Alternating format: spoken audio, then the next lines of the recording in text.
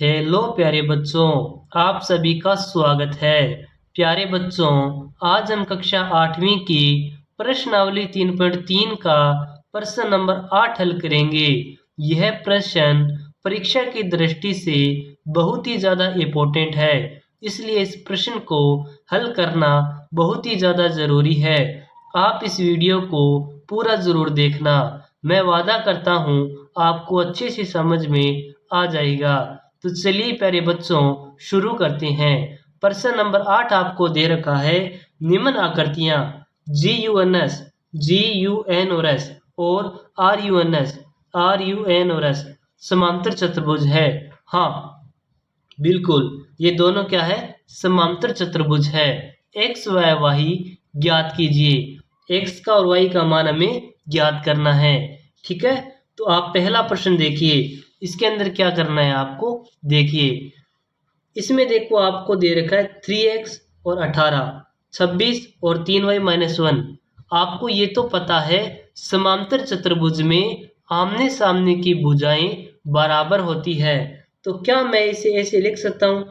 GU बराबर में SN। आप बोलोगे हाँ सर, बिल्कुल लिख सकते हैं। GU का मान कितना है? 3y-1 और SN का मान कितना है? आप कहोगे 26। ठीक है, 3y। अब देखो 26 + 1 कितना हो गया? 27। तो y का मान 27/3। ठीक है, अब y का मान कितना आ गया? 27/3। तो y का मान यहाँ पे कितना आ गया? 9 आ गया। ठीक है, y का मान कितना आ गया? 9। इसी प्रकार हम x का मान ज्ञात करते हैं। देखो, GS बराबर में NU। क्या मैं इसे लिख सकता हूँ? आप कहोगे हाँ, बिल्कुल, GS और N और U। ठीक है, ठीक है। अब देखो, GU का मान कितना है? आप कहोगे 3x। NU का मान कितना है? 18। अब देखो, x बराबर कितना आ जाएगा? 18/3। x का मान कितना आ गया? 6।